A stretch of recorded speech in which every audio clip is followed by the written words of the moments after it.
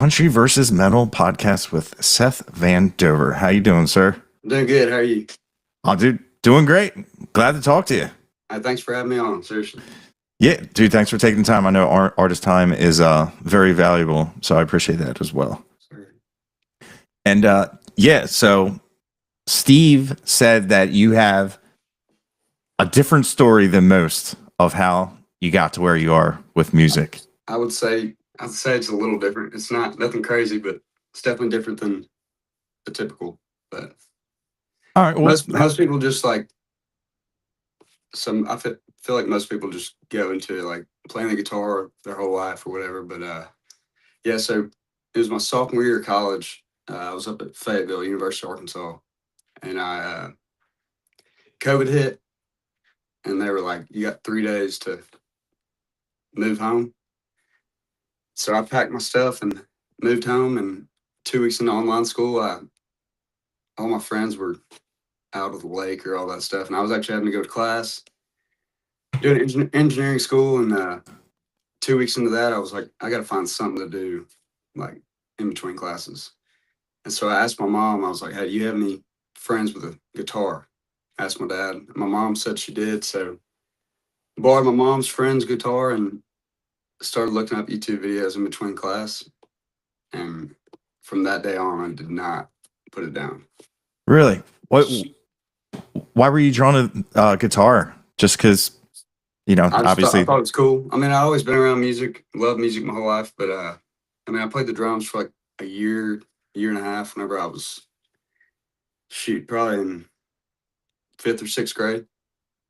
But so other than that, I hadn't played the guitar ever, and I don't know what sparked it, but I was like, maybe I did have some buddies in college. Andrew Rio, one of my good buddies, he used to play like around the fire and stuff, and so I think that's kind of what sparked that for me for sure. But just came out of the blue. Yeah. And so So then I moved back. What were you gonna ask? no, I was just gonna say that's just wild. So yes, so we got back to, I kept playing the guitar, wouldn't sing in front of anybody. Like wouldn't sing for my parents, never sang ever. And so we go back to school the next year, and I keep playing. That's my junior year. And then senior year comes. I still haven't played a gig at this point. I'm like, I'm not singing in front of anybody. And then senior year comes about. No, yeah. So junior, and then I went to senior year and went an extra semester in college. Had to finish up little school. Kept playing, still hadn't played a gig. And I was home. I graduated that December of 22. And I was home and I was like, you know what? Who cares what people think? Like, if you don't like the way I sound, I've got a lot of learning to do, but if you don't like it, you can leave. That was my mindset. Still is my mindset, which is, I think is good, and it's helped me in everyday life. Just being more confident and not caring what people think. And so it wasn't until January 6th of 23, after I graduated, that I played my first gig and played to probably, I think there were 7 people there. They wanted us to play from 8 to midnight. Me and my buddy Andrew, who I just mentioned, and 7 people there, and 4 or 5 of them were my family. And those 2 or 3 people that were there that were from the small town, I mean, they stuck around the entire time. So it's cool. But looking back on that, it's funny to look back.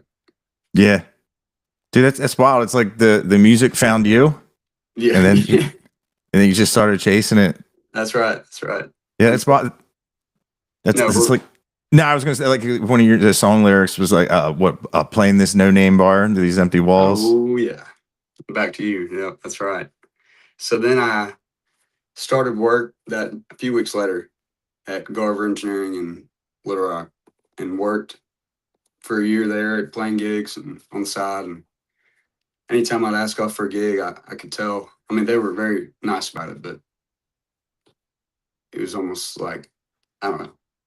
I felt bad asking off, but I was like, I got to go play this gig. Like, I want to. That's what I really want to be doing in my head.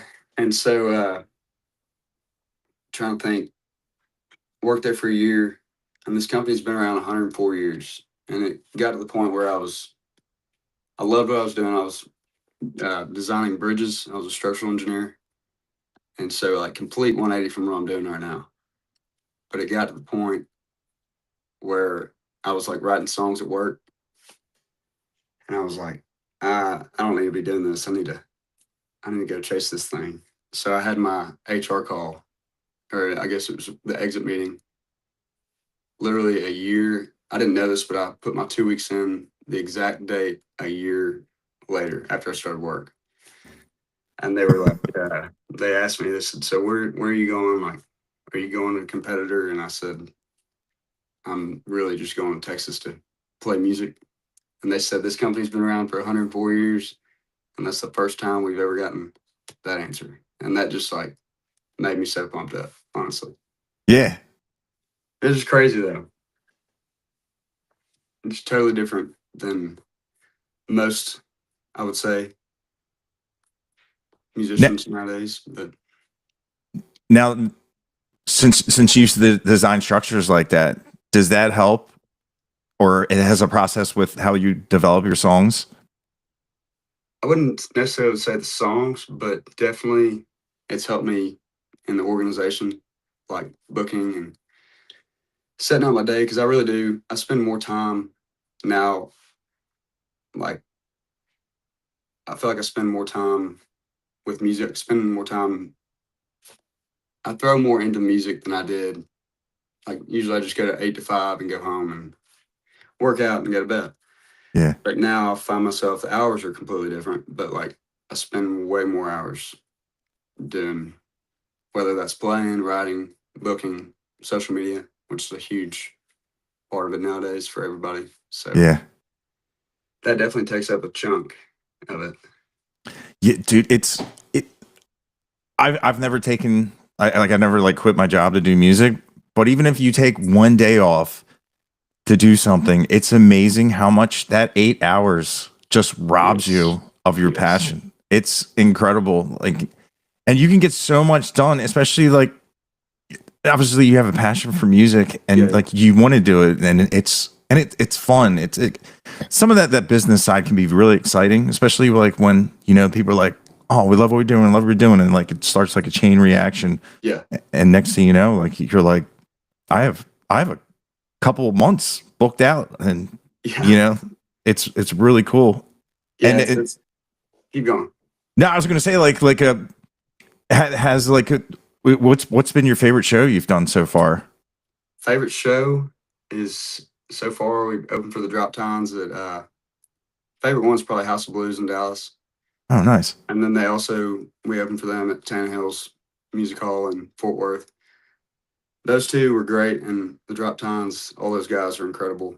And it's just so nice of them to, like, we wouldn't be able to get in those rooms right now without them letting us open for them. So really appreciate that. And if y'all haven't listened to the Drop Tines, y'all need to. They've got some damn good songs. Yeah, they do. I just missed them by a day at the Rhinestone when Oh, yeah. we did Oktoberfest, and the guy's like, "Hey, you ever heard of the Drop Tines?" And I was like, "Yeah." And he's like, "Well, they're playing here tomorrow." And get with all this like copyright strikes, like it sucks because like a lot of the songs I can't post, but I just listened to their song "Cars." Yeah. I thought that was a really cool. Yeah, I love they have stuff that is all over the spectrum of music. For sure. It's wild. The one song I was just like, I don't know if I can put this out because and then you hear like a ballad, and then you hear like Cars that has like a really cool like I love like the song structure of how it felt like a jam, like a Tom Petty type. Yeah. But yeah, that's cool that they're so like they've been like a major like, hey, we're gonna give you a hand. Definitely. And they I've opened for them a couple times acoustic too. So even when I can't bring the band, they're cool with that. And I don't know, it means a lot for those types of people to not really forget where they came from and kind of bring you on. Cause I mean, they were in my shoes a couple years ago. Yeah. They're really getting some traction. So it's cool to see. Yeah, definitely. And it is nice. There's a lot of people in the the Texas country scene that just they know the dirt where they're from. You know what I mean? Like starting at the bottom, and it's really cool when you see somebody making moves, going up top, getting a contract, and still bringing the independent artist that's just starting out. It's because you're originally from Little Rock, right? Little Rock, Arkansas. Yeah, born and raised, and still love Arkansas. We're actually headed up there.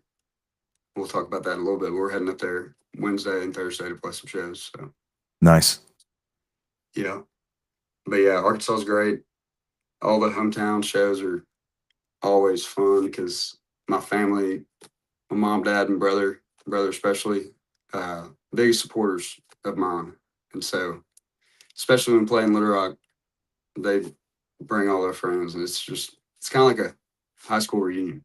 Really? everybody just gets together.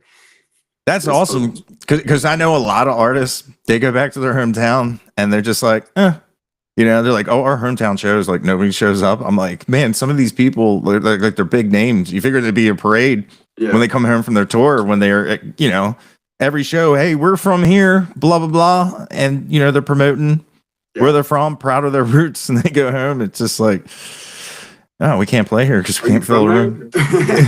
Yeah, it's wild. And also, it's glad you have, because I found out like when like even doing this, like I wanted to bring all my music buddies with me, and like just you look back and there's nobody there. I was like, dude, like I thought we're all in the car together. We're gonna hang out. Like, why would I not want people I've known and trusted for years along my side? And, And it blows my mind. It's just how that kind of like happens when, of course, like my family is definitely like, they may not understand it, the internet and watching podcasts and stuff, but like because when I first started doing this, I had like two people next to me, and it helps so much because there's so many different perspectives, and it just bouncing around a conversation, it helps. And it's like man, it's just Monday. Come on, guys. And it's crazy. So where do you reside currently? Are you living in Texas or still? I live in Fort Worth. Nice. I bounce around all over the place, but yes, I live in Fort Worth, and it's been incredible. I moved down here, so quit my job January 23, and moved down here end of February, like the last week of February, and knew two people here, and I had been to Fort Worth twice in my life before moving down here because my cousin went to TCU, so I came down here to visit him 2 times and met his roommates he was living with, and those are the only 2 guys I knew. And my cousin moved back to Little Rock, and then we kind of just swapped places. So I moved in here and with his old 2 roommates, and first week I just looked up open mics near me and went to Magnolia Motor Lounge, which is a great spot if you're ever in Fort Worth looking for music. It's a great spot to go, and that's where I've probably met 90% of the musicians I know in Fort Worth. Nice. So I went there, and the guy, I didn't know anybody, and so I walked up to the bar, left my guitar in my truck, and I walked up to the bar and I was like, hey, is this like a sign up open mic, or they already have like set people? And they said, no, you just sign up. So I signed up, met a bunch of people that night. And then there was this guy was running the open mic, and I could tell he was like around my age. And his name's Landon Hoffman. And I know that name. You definitely know that name. He's incredible. Went up to him and I was like, hey, I'm Seth. I just moved here. I'm going to be looking for a roommate in the next month or 2. This is a 2-minute conversation. And he's like, oh, me too. Like, I'm looking for a roommate. The second time I met him, he was helping me move my couch in my house. And we lived together ever since. So it's been great. Like, seriously. Yeah, it's really cool how it's weird how like the term Texas country, you know what I mean, can just have so many different people from some different areas, and it's just no matter where you are, as long as like you're an authentic artist, it's at home with everybody. Yeah, it's just like the sound when people say, oh, you do a you do a TikTok where you review country music. And I'd be like, hey, That's we're what I talking, do. we're talking. I'll say Texas country, and I always like. There's artists like you. You know, you're from Arkansas, but Yeah. it's just that sound and the content of it. And what I really like about your sound, it just seems like you're all about all killer, no filler. There's no studio tricks. It's a sound that, like, I love how, like, it's not compressed. It's got like the earthiness and like the organic, and it just sounds like something that you can replicate with your guys anywhere you go. And I love stuff like appreciate you that. saying that. And I want it to be like, whenever I go into a studio, I want it to be as raw as possible. It's still like sound good, Yeah. but also I want our live shows to resemble that. Yeah. So I just want it to be who I am. And like I said earlier, if you don't like it, you can leave.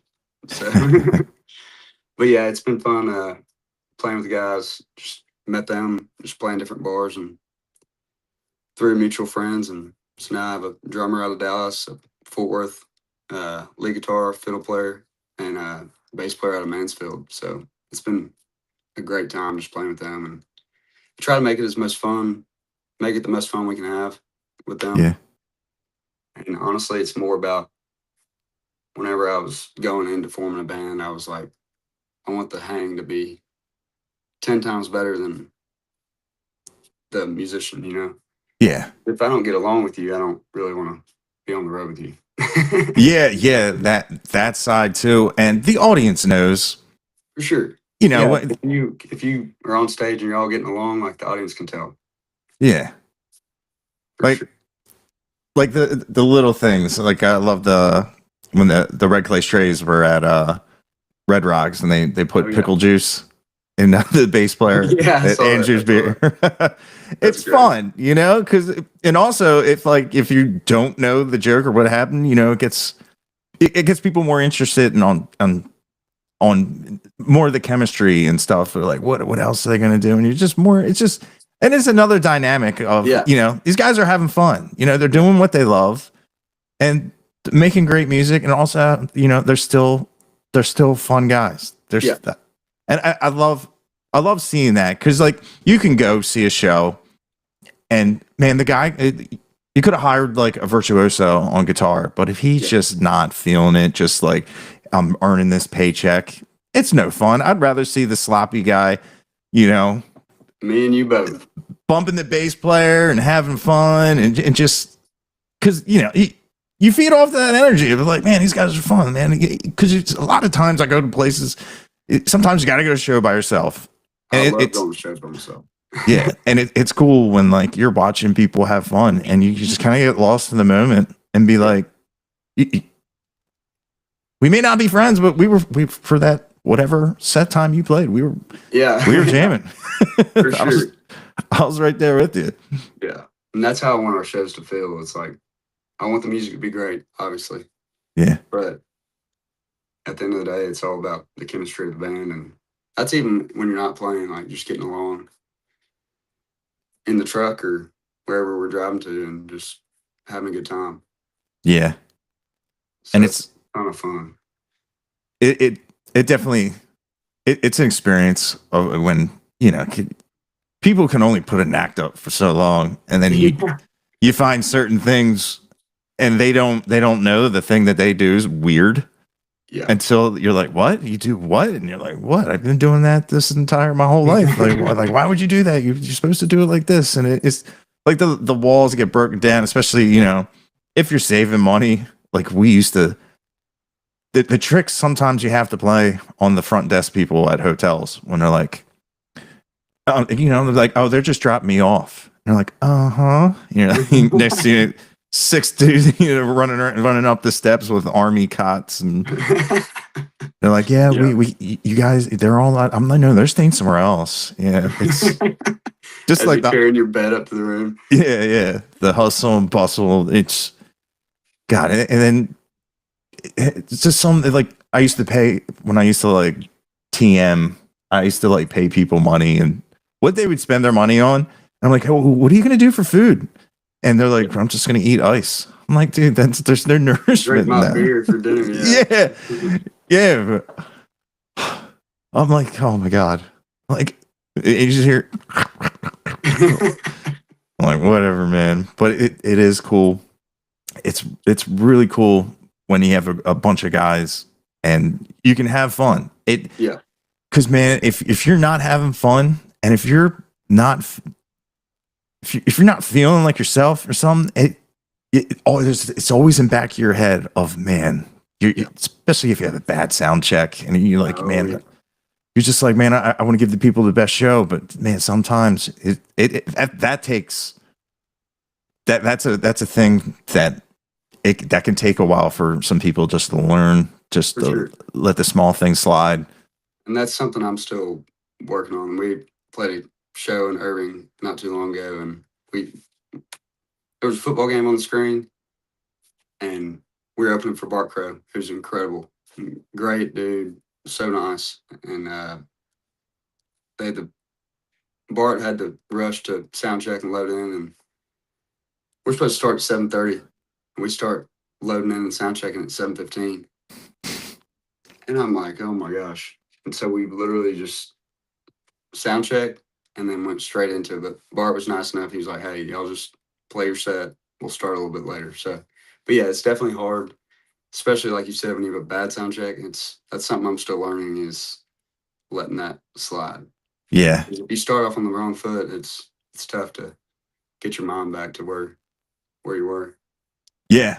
It really is, especially when, people are there to see you, Yeah. and they're gonna love the great shows, but I always feel like they may all just come together as one, but they'll remember the bad ones. They'll definitely remember the bad ones. Yeah, in explicit detail. And it's just like, come on, man, that was just a circumstance, and it's crazy. It's crazy how stuff like that works with it and stuff you have to deal with. But Sure. yeah, have you had any like crazy shows that were like any? Me, speaking of like the craziest one recently, I just got back from playing like acoustic deal with my fiddle lead guitar guy down in Wimberley, Texas, right outside Austin. And I mean, our speakers just kept cutting out, and we sound checked, kept cutting out, and we finally got it to where we were going, like where we wanted it, and then we started playing. Once we got down sound checking, I said, "Hey, don't touch anything." Yeah. So we started playing. I think the first song went great. Second song cut out, and then a few songs later, there's a bee on the end of the tip of my microphone. And I'm like, God, I look over at my lead guitar player, Cade, is swatting his hat at my microphone trying to get that thing off. But it's just like, I don't know if you call it crazy, but like in my mind, I was like, nothing else can go wrong right now. Like everything is going wrong. Yeah, I'm like severely allergic to bees. So that'd suck. I'd be like, stop swatting it, it'll fly away. As I'm trying to sing into the microphone, it's pretty frustrating, but yeah, you got through it. Yeah. Now, has any of your guys ever done any practical jokes on you, like put Vaseline on the tip of the mic in case you accidentally bump it? You're like, not yet, but I'm sure that's coming at some point. Definitely, they like to joke around, so I'm gonna have to do something to them though first. start the war. Yeah, that's funny. But so with. Do you have going forward? Do you have plans for new music, or I do? Been writing a lot. So I just released that EP with 5 songs last week, and those are some of my favorite songs I've ever written. A lot of them were written a while back, but it's just been fun getting. I released them as singles, and then kind of they all fell into EP. But I've been writing a lot and plan to get back in the studio here in the next few months, and definitely just getting started. So yeah, and your sound, you found your sound. You know exactly what you're going for. I think so. I've still got to nail it down a little bit more, but definitely, I think I'm in the right direction, whether people like it or not, where I'm going. So Nice. But I love that you guys collabed with Philip Bowen. That was pretty cool. Yeah. I was like, So- man, this fiddle's really good. And Yeah. you wait for featuring. And I was like, who's featuring? And then finally it went, whoop. I was like, oh, It slides across. yeah. I was like, oh, I know him. It's pretty cool. I've been following Philip for a while, years and years on social media. And I actually met a guy in Nashville, and he was like, I have a friend in Woodstock, New York that has a studio. And it was cheaper to go up there, buy a plane ticket up there, rent a car for a week, and record up there than it was the place I was talking to around Fort Worth. And great time. And he was like, hey, I know Philip Bowen. Do you want him to play fiddle on this Whiskey Through the Night? And I was like, heck yeah. So it was cool. And I appreciate Philip doing that. And he's incredible. He's got some great tunes himself. So Yeah. Yeah. Man, for such a small instrument, the amount of sounds you can, it blows my mind because when you see it, like everybody say, like the camera adds 10 pounds, and like you actually get I bought a violin fiddle, and I'm like, how can these guys take, especially the guys like do like the hoedown jam honky tonk and oh yeah, like Bennett from Shane Smith, Kyle Smith from Turnpike, and it's yeah. like I'm just like, man, just it's incredible. There's no markings on it, and it's just No. I was super humbled. I was like, you know what? I'm just gonna leave it to the guys that are, That's what I'm saying. So I picked up my fiddle players. I picked up my fiddle player's fiddle, and I couldn't even get a sound out of it. And he's like, no, you just like do this and do this. I was like, this is way harder than it looks. Yeah, and it's tuned to an open. Oh yeah, open G. You pick a guitar up, and it's tuned to an open chord tuning. You just strum it, and it's a chord. It sounds beautiful. Yeah. It's one of my cousins who doesn't play guitar. He strummed my guitar, and he goes, "Man, that sounds really good. Normally, it sounds like it doesn't sound good." I'm like, "It's tuned to open G." Yeah. And I was like, "Yeah, if you just bar your finger, you can play chords and write a song." And he's like, "Wow, this is amazing." I'm like, "Yeah, but." I was like, other than that, I don't know how to play it. Like all the notes or everything. I'm just like, no, it's just some blues slide guitar. That's why it's like that. But yeah, You play quite a bit. Yeah. It's funny. Is like I've been playing lead for so long. I only know the songs that I used to play. Yeah. And it's funny is like a lot of the songs I knew how to play, I'd never heard the originals. Yeah. And I do not like the originals. It's so weird when they're like, you need to learn like the solos and blah, blah, blah. I'm like, oh, okay. You're like, I want to play it my way. Huh? I'm saying you probably tell them, no, I want to play it my way. Yeah. I told them, it's just like, yeah, it was really weird. There's just like that whole Nashville sound. It all sounds the same. And it's funny is like we would play like Jason Aldean, and I have a Kemper, and it'd be like a Bogner Ubershaw, which is super high gain, and I'd play like Zach Wild, like and the dudes in the leather jacket were there for their girlfriends wanted to go see country, and they see me walk out with a Dimebag Daryl Dean from Hell, and they're like, what? And I'm doing squeals and I'm like, man, when I play this stuff, I'm playing like I'm in Lamb of God. But yeah, I've been playing guitar since I was like 13. That's awesome. Yeah, I would like to get more gigs. It's funny is like not a lot of people know I play, and I'm always surprised when people know that I play guitar. Like I met at Stocktoberfest, I met Larry Joe Taylor for the first time. And he was kind of like, why haven't you came to LGT Fest? I'm like, or LJ, did you just say right, LJT? And I'm like, LGT, yeah. I'm like, dude, we don't have festivals like that up here. and I would be flying in. I don't know, like camping. Like I don't know the deal. I feel like I'm going to go there and I'm going to have to like live underneath an overpass. You know, like I have no idea. I don't know anybody going other than the artists, but they're there. I'm here. And he's like, no. That's not what's going to happen when you come. And he reassured me, and I was like, cool. And then he was like, also, I want you to play guitar with me. And I was like, he's like, I've seen you play. I'm like, really? And he's like, yeah. He goes, that'd be really cool. And I was just like, of course, everybody that was around was like, this is a huge deal. I'm like, That's a huge deal for sure. I was like, I understand. I've heard his name on every podcast I've done. It's everybody I've talked to.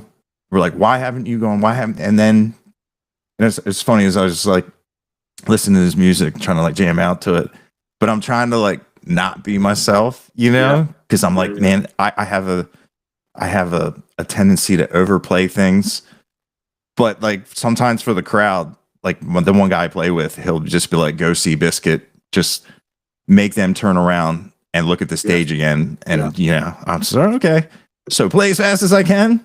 And he'd be like, yeah. And then it's funny is like on the set list, it'll say verse, be cool. Just be cool. Yeah, he loves the steel woods and how the guy like does like the fade ins with like certain little cool, which I love too. I wish he would have been more sharing with his Texas country and all that, but yeah, I do like to play it, and I do appreciate like a country guitar player now because it's hard as hell. Like see, I don't even know. Like I'm no lead guitar player. That's why I got Cade doing all that. yeah, dude. It takes a lot of, man. You have to have patience, and you got to sit and suck for so long. And you say it's like 10,000 hours. Yeah. But when it clicks, it's game on. It's however much you want to put into it, you're gonna get out of it, and it's just never ending because you're gonna go to a bar. It'll be a band you probably never heard, and the guitar player is gonna just smoke you, and you're just like, God, like I've spent so much time, and it's non. That's why I love music. You're never done. Nobody's ever the best. It's. There's a lot of greats up there, but I mean, you're right. It's never ending, and you can never quit learning in music. Yeah, which is really cool. Absolutely. It's like if Eddie Van Halen, they're doing like a guitar showdown with Brent Mason, he'd be like, play this. Eddie Van Halen would be like, I can't, but I can play this. And Brent Mason would be like, oh, I can't play that. And it's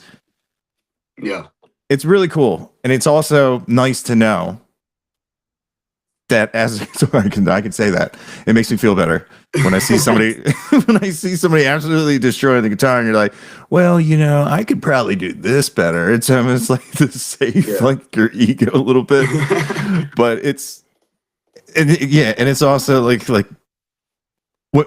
I'm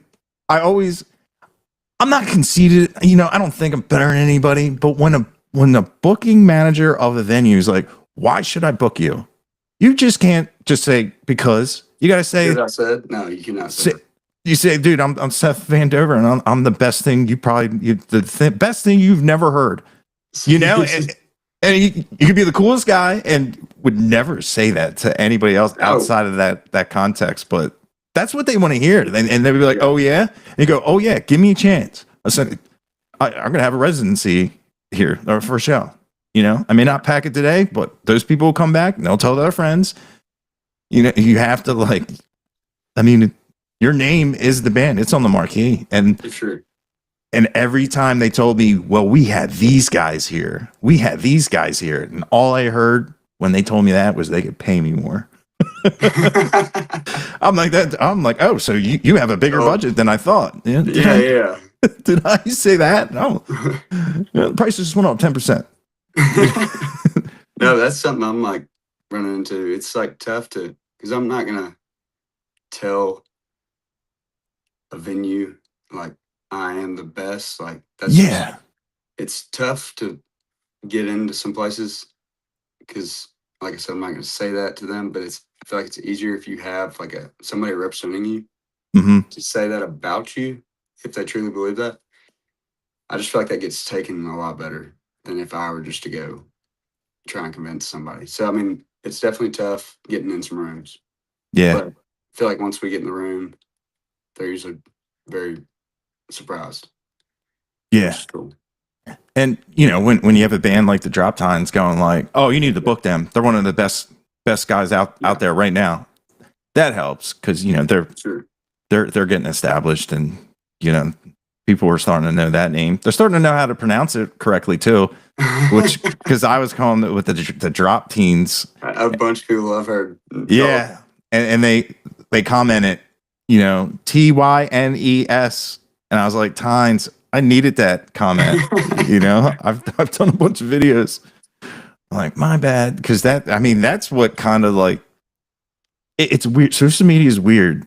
Like if you mispronounce a word, people go nuts. For sure. Especially if I'd be like, hey, this is Seth Van Dover. He's from Arkansas. Yeah. They're like, it's Arkansas, Like, you no, idiot. it's Arkansas. You just engagement, and then like if you say Luckenbach, and they're like, no, it's Luckenbach, and I'm like, Hey, that's well, not bad engagement though. Like, hey, as long as you're getting engagement, people yeah, commenting, that's my mindset. It's like even if people are talking shit on there, like yeah, at least they're if I'm doing everything right, if everybody like loves what I'm doing, then I'm doing something wrong. yeah. Kind of, That's I don't know. yeah. You got to appreciate the haters too. For sure. And it's funny. It's like when they don't realize they're being a useful fool. Because I like, dude, and until the bell hits, I'm not done. Just keep because I don't know what the algorithm wants. I know they want people to be engaged, watch past 2 seconds. Which who would have thought that's hard to keep someone's attention for more than 2 seconds, which is nuts to me because like, I mean, granted, I'm from we should have books and the Dewey Decimal System. If you wanted to learn about something, you're like, if your parents couldn't afford when that guy came to your house and was like, if you care about your children, buy this Encyclopedia Britannica, like, no, he can walk to the library if he wants to know about rocks. Yeah, true. It's just, dude, it's so amazing. And now you just like type it in, and what's crazy is AI and how it's always wrong. It's always wrong. Like I'll type it in, and if it's on, it'll say like you're from Texas and whatnot, and I'm like, nope, I've learned not to trust it. And it's just like, no, I guarantee none of the things this says is what is true. It's just, and so many people like rely on that. Yeah, which is scary. Yeah, it's good for making a grocery list. I've never tried it for that. Yeah, you just said you can put your whole week. Monday, I want to eat this, make a shopping list, and because I don't know how to cook. It'll tell you what to get. Yeah, it'll tell you everything to get, all the ingredients and whatnot. For that, it's great because you'd be sitting there with your recipe book and be like, oh, I don't have any of this. Yeah, like I don't know how to season food. If it's not salt, pepper, or like Lawry's seasoned salt or Cajuns, I'm like basil, paprika. I don't know what that shit tastes like. It's one way to find out. Yeah. But yeah, man. Now, did you think with music, music heals the artist first or the listener? I think the artist, just from my perspective, because I mean, we can get pretty deep here for a second if you want, but yeah, I feel like there is like a depth to your songs. Yeah, I mean, I feel like that what you asked, like, does it heal the artist or the listener first? For me, I feel like it goes artist first, just because music has to be created first from an artist's point of view, and then out to the public for the listener. But yeah, going back to my senior year of that last semester of college, I never dealt with like anxiety, depression, anything like that. And when I'd have a friend come up to me and talk about that, like during college, I always thought it was fake until it literally hit me like a freight train. And so that stuff's real. And so I remember there was about 3 month span where I had class at 8 o'clock in the morning, and I would not go to sleep until 5, just because anxiety was just building up, and it was crazy. I hope to never be back in that place and doing a lot better now. But yeah, there was one particular night it was like 11 o'clock at night. I got in bed and about midnight woke up like jolted out of bed and woke up because I thought I was having a heart attack, and called my dad and I was like, "Hey, I'm about to drive myself to the ER. Like, I think I'm having a heart attack." He said, "Son, you're fine. Just go downstairs and play the guitar." So there for about 3 months, whenever that would happen, I would literally probably 4 nights a week, I would go downstairs and play the guitar in the living room until I got too tired to even stand. Yeah. And then I'd go upstairs, sleep for a couple hours, and then go to class at 8 o'clock and come home and study for engineering exam, which I didn't pass. Took it twice, did not pass it. But that's when I wrote these 6 strings, and that's probably the heaviest song to me Yeah. that I've written. And I just hope that song hits, whether Yeah. that's one person or a number of people, like it does me, just because that stuff's real. Anxiety and depression is real, and it's nothing to joke about nowadays. And Yeah. if you're dealing with it, it's so good to get it off your chest. And the worst thing you can do is hold it in. That's what I was doing. But Yeah. I wrote these 6 strings during that time just because the only way I could get my mind off what I was going through was to play the guitar until I was just too tired to think.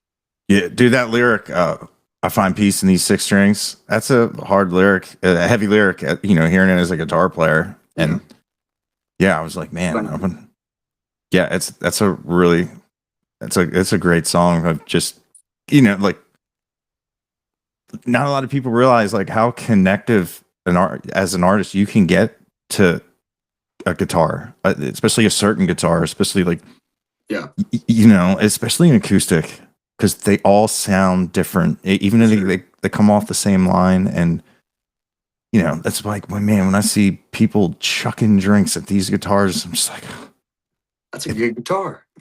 Yeah, especially like if it's like a prominent artist, there gives them customs, they're like $7,000, and there's I'm like, no, dude, like these things that travel the world, they're companions, like some people, they buy seats for them. Yeah. That's why I always think back to, like, everybody talks bad about COVID, and that's a sensitive subject to a lot of people, just COVID in general. But to me, COVID was the best thing that ever happened, because I don't know where I would have been if I didn't have that guitar, or what would have happened. So COVID hit, I started playing guitar, and now I'm here. Yeah. I'm not saying I wouldn't have picked up guitar, but I think that definitely made an impact on it for sure. Yeah. Now, did you always want to like write music? I didn't write my first song until probably halfway through my senior year, maybe start of senior year. And so I released that song, and at that point I was like, this is gonna be the only song I ever release. Like, I'm just doing this for fun. And I paid this guy $100 to go in the studio, and he clicked record. I started playing played the song one time through, and he clicked stop, and then I swear like 2 hours sent it to me. I just threw that thing on Spotify and Apple Music and all that stuff, and then I started getting more serious about it and writing more music, and I was like, this song is not helping my algorithm at all on all these streaming platforms. So I took that song down not too long ago. But yeah, at that time I was just not as serious as I was not serious at all about it. I was just doing it for fun. But yeah, back to your point, like I hadn't always written. When did you know? Was there a moment where you're like, this is definitely more than a hobby? This is this is what I'm going to do with my life? Was there ever like a profound moment or an experience where you're like, there's something to this? It was really just, it started whenever I started playing shows, and I'd play like probably 4 a month when I was working. And I realized that people were paying me to play and they were tipping. And I was like, shoot, if I do this 4 nights a week, 3, 4 nights a week, I can pay my bills. And so that's really the first thought I probably had. And that was probably 6, 7 months into working at my job. And I finally, probably 10 months in, was writing in my free time at work. And that's when I really knew that I wanted to quit. And like, I didn't want to look back when I was 30. I was 24 at the time. I didn't want to look back when I was 30 and be like, what if I? Yeah. And be stuck at that job. Because I had 3 separate people that were on my team at the engineering firm. They were probably in their late 50s, early 60s, and they came up to me separately and they're like, dude, like, what you're doing is really cool. Like, I wish I would have tried something that I loved at your age. Yeah. Whether that's music or whatever they love. But it was cool to hear them say that. Yeah. Oh, I'm that guy. The time has already left me. And no, it's never too late. Never too late. Oh, it's funny. Man, I had an opportunity to join like, I guess, well, their song did go platinum. So I was like, man, I just really was like, man, I should just do it. And then I'm kind of glad I didn't, but yeah, dude, my first, I was like, I'm gonna be a rock star, move over Eddie Van Halen, Yeah. I was way into just the insane 80s guitar playing, and I had a buddy who was a manager of a band. They were signed. They had a song in a major motion picture. They had a song in a video game. They're doing great. And something happened with the band and they just broke up. I didn't know about it. They were like one of my favorite bands too at the time. And I walk into a shop at the mall and there he is stacking pants. I'm like, dude, what? And he goes, what happened? That's what I said. He was just like, nah, the whole thing fell apart. And granted, like he went on. I mean, he's dead now, which that's another thing. I don't even know how he died, but he went on, and his Facebook, like he was working with Slash, Alice Cooper, and all these huge names. He's got all these pictures with like Dolly Parton, all these like famous people, and I guess he got back in the game, and it was crazy. Is like the day I was going to hit him up.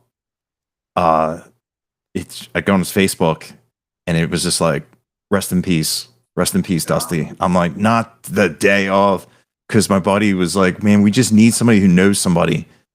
I was like, oh, I know a guy who knows, I'm pretty sure he knows everybody. Like he calls it for a while. He called his boss. It was Slash.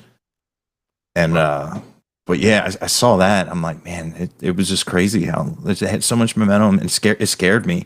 And when you see him after their show, like begging for like peanut butter and jelly money, and I'm like, dude, you guys are signed. They're like, yeah, we have to pay that back. Like I didn't know, like when you get signed and you get the record deal, like you have to pay all that back. I had no idea, and I was like, you know what? I need healthcare because I went to the hospital 3 times without healthcare, and I could be driving some very nice exotic cars with the amount of money I've spent out of pocket. But yeah, that's cool. It is cool that you are doing it, and I mean it's good, and it's definitely. I hope it's doing good on your end, because slowly but surely, but paying the bill barely. But yeah. Do you have any like? Do you have like a slogan you say with your tip jar when you talk about it? No, but I should. Now that you say that, I should come up with something. We used to say we have a tip jar. Tip if you love us, and if you hate us, tip as well, because we'll go get lessons. Yeah. So we said something stupid like that, and people would laugh, and that would draw some people to throw some money in. I might have to use that one. Yeah. If you like us, tip and we'll love you. And if you don't like us, tip us and we'll go get lessons. That's great. That's great. It was just stupid. It made people laugh, and it brought more. Especially if somebody wasn't paying attention, like, what do you say? What's so funny? Blah blah. Oh, etc. You know. Yeah, yeah. But yeah, I always felt like that was like something everybody said, but I never really seen anybody say anything like that. Probably, No, I've never heard that either. yeah. I thought that was kind of fun. That's great. Yeah, but that is cool. Like when you're doing something you love, and you're starting to see that like it can support, you know, because you know For sure. you need money. You know, you can't eat without money. You can't live without money, and it's just one of the things, you know. And that was probably one of the biggest changes was going from that consistent paycheck to something very far from a consistent paycheck. Yeah, dude, it is a leap of faith. Yeah, it is. But But I would not trade it for the world. Like I literally love what I'm doing and hope I'm doing this 6 years from now. So yeah, dude, you definitely have a great sound, and it's and I love when you talk to all the artists, and they have like their sound, and you definitely have like your own sound, and you have like the tone of your voice reminds me of one of my buddies, and you have parts of it that I just love to hear, and I'm like, because hadn't I, you know, not typed your name in, I would have been like, dude, is this my this could be one of my friends, and I'm just like, hell yeah. And like I said, I like how like I like music that has cool soundscapes where I know they can't replicate it live, but I have a huge respect for when you hear it on a record and it has space. You know what I mean? Like I really like where you feel like you're in the room and everybody there is physically playing. You know, somebody's not just hitting a key sound on like Gravity or something or one of those NKS, whatever they're called. There's also a cool element of that, of having like, man, you're listening to a band, a bunch of guys playing real music. Yeah. And it's funny is I'll tell some people that, and I was just, man, it just sounds authentic. And I've had a couple people be like, man, a lot of people say that about my music, but I don't really understand what that means. And like, to me, it's like, you can just hear, like, it's weird to say that it sounds real. That's a wild thing to say, but when you turn on the airwaves, everything has the same peak, and like the voices are like mixed the same. It's like everything. They're like, here's the algorithm how to make money, and how like just to put a song out. Here's the hooks. Here's this. Here's the song structure, and man. That was my take on like country for years. Yeah. And then you hear what people like what you're doing. Like you have songs that don't have percussion, and I always say like I know it's a great song because I don't miss the drums, and that's a huge thing for me. I've never been able to play drums. I've always had a drum set, it seems, in my house, but I'm garbage at it, which is weird because I can keep pretty good rhythm on a guitar, but once you get everything, no, I can't do it. But like, I love like a great sounding drum kit. For sure. But yeah, like, and I also want to ask, did Zach Bryan fans ever give you any flack about Young Heavy Eyes? Because, you know, they did not. And after writing that, I was like, oh, he has a song called, is it Heavy Eyes, right? Yeah. I honestly have not gotten any. The song didn't sound anything like it. It's just I know. it's along the same title. Yeah. Dude, people with music, I've noticed, are just, I'd be like, because I was just wondering, you know, they're like, oh, you know, some people have wild fan bases, and I've just thought, you know, maybe, you know, oh, he just put Young in front of it, and it's just like, no, Zach Bryan's just like the same song. No, it's not the same it's so different. And I was just wondering, because you never know what people latch onto. and it's just crazy how some people are with music when they have Yeah, no idea with music. for sure. It's funny. It's like as a musician, one of my pet peeves, and I don't get why artists do it too.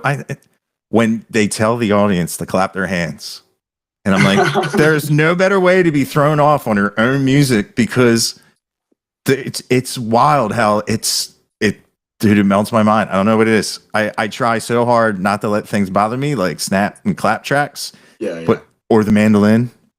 Good mandolin is good mandolin, but I've it's weird. No, I get what you're saying. I get what you're saying. Yeah, when you're like everybody, and you're like, oh no, Nobody's clapping. Well, when normally the people that are have I not they don't have the rhythm where it's They're totally off, and it throws the whole band off. yeah. Even worse. I'm like, as an artist, why would you ask for that opportunity unless you know? But yeah, it's funny. But like, I also wanted to ask, like, how do you know when one of your songs are done? When the songs are like talking back to you? Of like, When it's, I feel like, especially like when I'm starting a song, if it's stuck in my head and I'm not even looking at the lyrics, if it's just stuck in my head and I'm driving down the road, I'm like, this song is not leaving.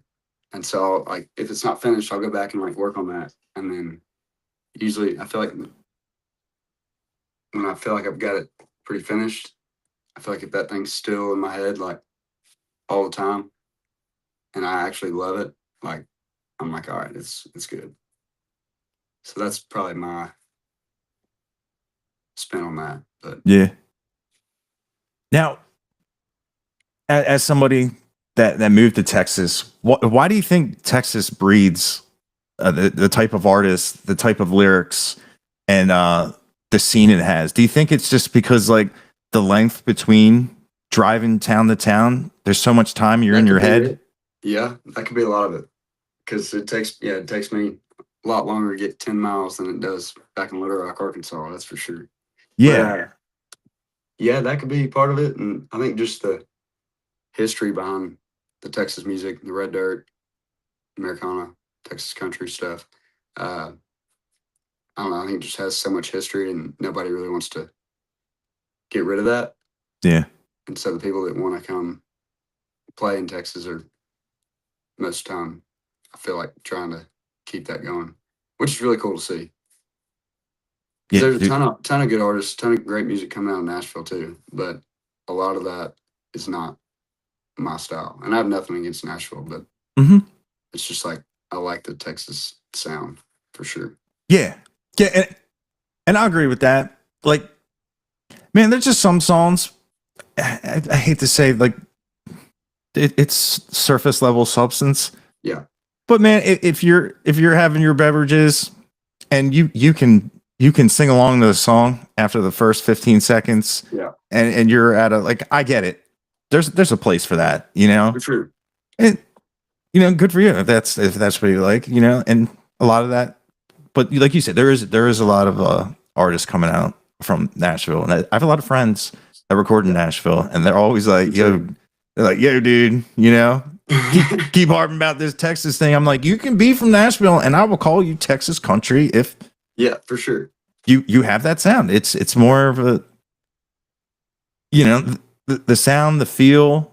I was talking Shelby Stone. I was talking to her. I was just like, when she said it like that, she's like, when people say like, oh, what kind of country are you doing? It's like Texas, but you can be you can be from anywhere. But if you have that authenticity and have that style of where it's, I find a lot of it's like just the independence of that, and having your own characteristics to your song, your songwriting and stuff like that. And it's really cool to see how that's like encouraged, and almost like if you're not, you're not going to make it here.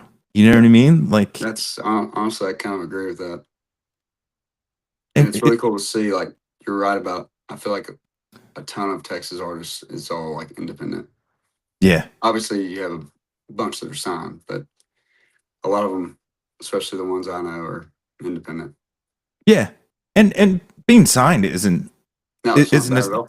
isn't bad, especially if you man, if you have no business sense.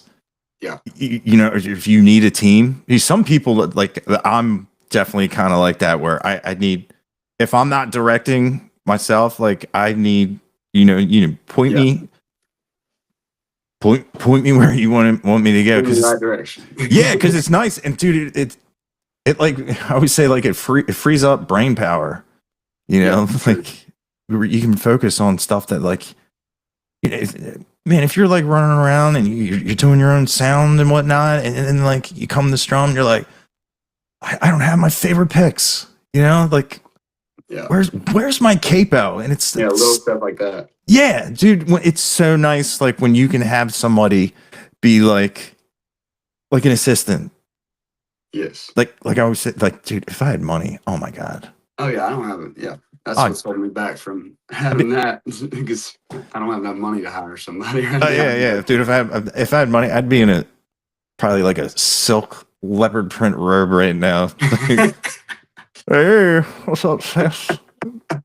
So much money, like, for having an English accent for no reason. Yeah. That doesn't make you elegant and classy. Well, I beg to differ. Yeah, make it differ. But, what, That's funny. but it's cool. And dude, what's awesome about the Texas artists is like they're legends. I've met. They are hometown legends, and it's like talking to someone that they listen. Yeah. It's such a crazy experience. Like when you, like, I got to talk to like Mike McClure and awesome. Cody Canada, and it's just Yeah. like, it's like talking, like if you sat down at a bar and just went like, hey man, how you doing? And be like, hey, blah blah blah. And it's just wild, because like when you think of it, and you go to YouTube and you see the crowds, you see the participation and everything. It's like, it's nuts. And like with like a Texas, or like even like a legendary song, what element do you think makes it legendary? The artistry, or the way the listener reacts, or possibly both, you think? Because I think both, but that's a tough question. Because I mean, I don't know. I feel like in order to be a legend, you gotta have a big old audience, and the audience is like, especially nowadays, is one of the biggest parts of like our careers. yeah, People aren't showing up. You're not selling tickets. The venue's like, what the hell are you doing? Like, but that and like audience with music. I mean, is that kind of what you're asking? Like the Robert O'Keens, like the world, like Robert O'Keens a legend.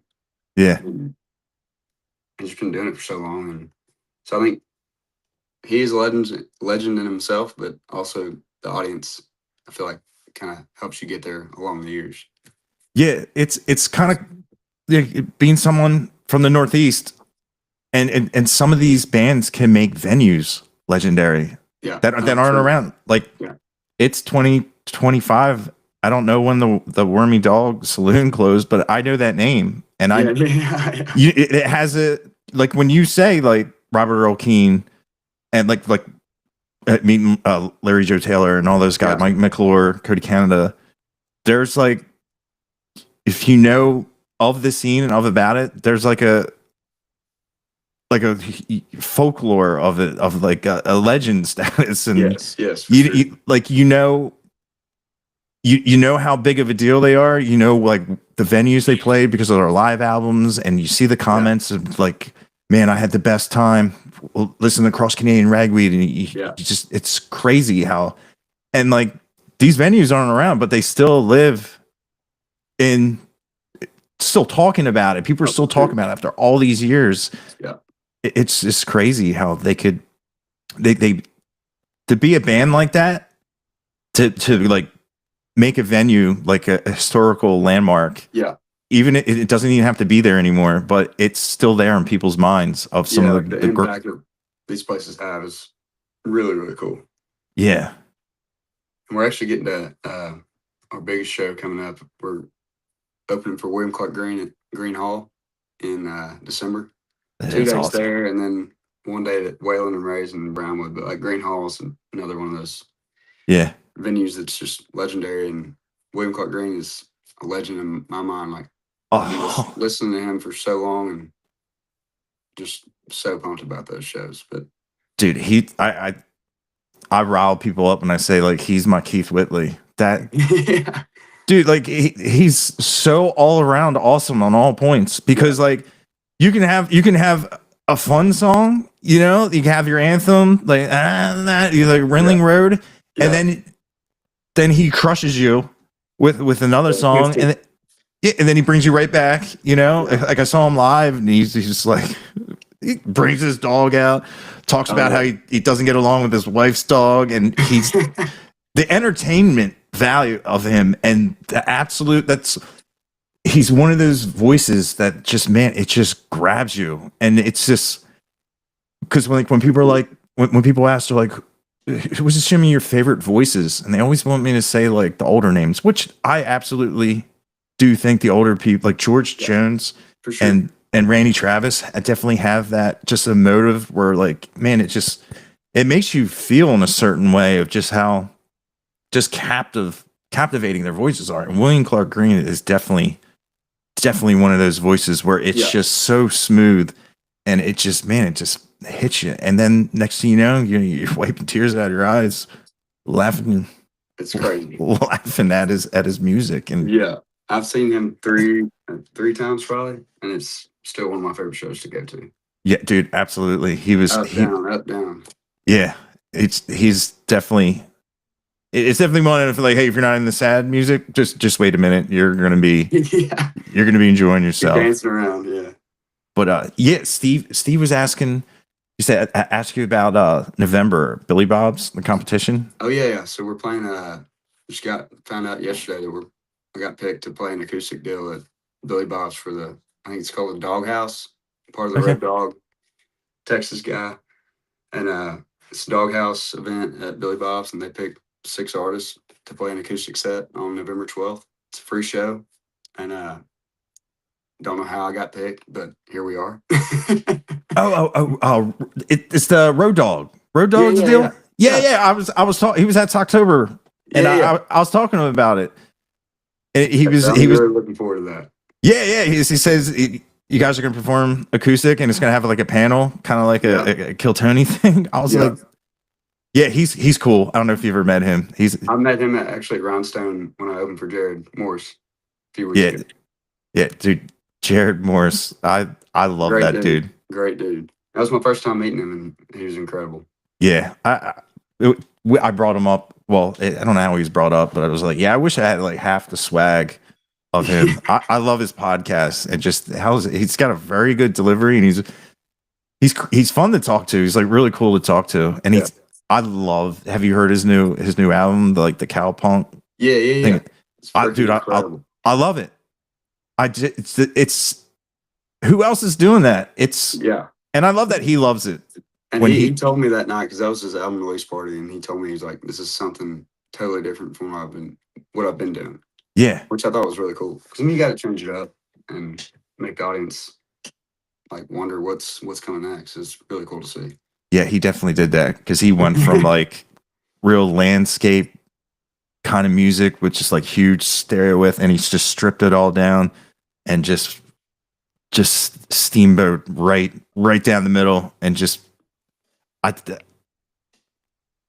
enjoy that album, and I've met him a bunch of times, and just to know how his personality is, and I love the term cowpunk, and like he's a horseshoer, like he's he's down in the cowboy culture, so you know what I mean, like he's 100%, and yeah, he's funny. I still show people the video of when he like starts his jeans. He's like, hell yeah, they're like a diving board. But yeah, that's cool. You got to play with him. Yeah, it's really cool. Yeah, that this year that was the first time I've been to the Rhinestone. I like. Rhinestone's a cool spot. Yeah, man, it's big. Yeah, It's it is. it's big and airy. Like if the inside's a little bit too much, man, go out back. Yeah. And just chill out. That's like we were talking to Steve with how to utilize more of the room next year. And I was kind of like the outside was like you go to a house party and the people that like hang out in the kitchen. Yeah. You know? You can just So that get away for a little bit and then come back. yeah, yeah. And we were thinking about maybe having like little acoustic setup where people can just keep playing. We're just wondering how like the sound, if there'd be bleed over from the main room. But I think the main room's so loud that I don't think it'd be that much of a distraction. It's kind of like it's pretty loud in there for sure. Yeah, yeah. It'd be like walking down Broadway when you hear all the windows. If you're focused on what you're listening to, it's kind of easy. Yeah. But we'll see what they say. 8%. Do I need to go grab a charger? Okay. Or is there anything else you want to talk about? We can just. I mean, I think that's all I got. Unless you got any other questions. Yeah, I don't think. I think I'm pretty much. I think I asked them all. You done? You got some more? No, I don't think so. Unless like, if you have any shows coming up, you can. Yeah, so we got we're heading to Arkansas Wednesday to play at George's Majestic in Fayetteville, Arkansas, and then Thursday we're going to my hometown, Little Rock, Arkansas, to play a show there. So that'll be fun, and then we'll be back in Texas. And I know on November 8th we're playing at Mule Barn in Justin, Texas, which is a great spot. And then December 18th and 19th are at Green Hall with William Clark Green.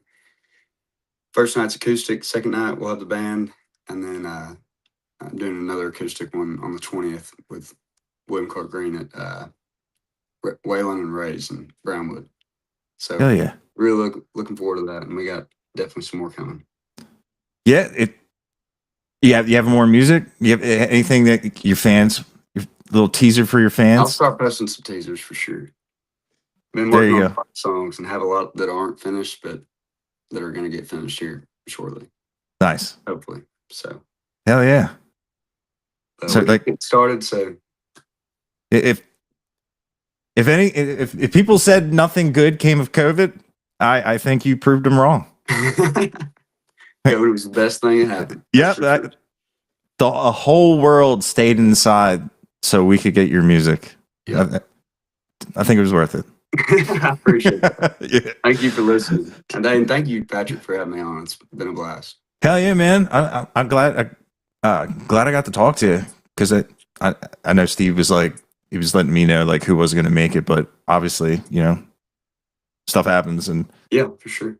Yeah, hopefully next time I come down to Texas, I'll get to have a drink. Yeah, for sure. But hell yeah, dude, enjoy your shows, man, and tell William I said hi. I will. Will do. I appreciate you. Thanks for having me on. Hell yeah, man. Thanks for jumping on. I had a great time talking to you. Yes, sir. See you. See you, man.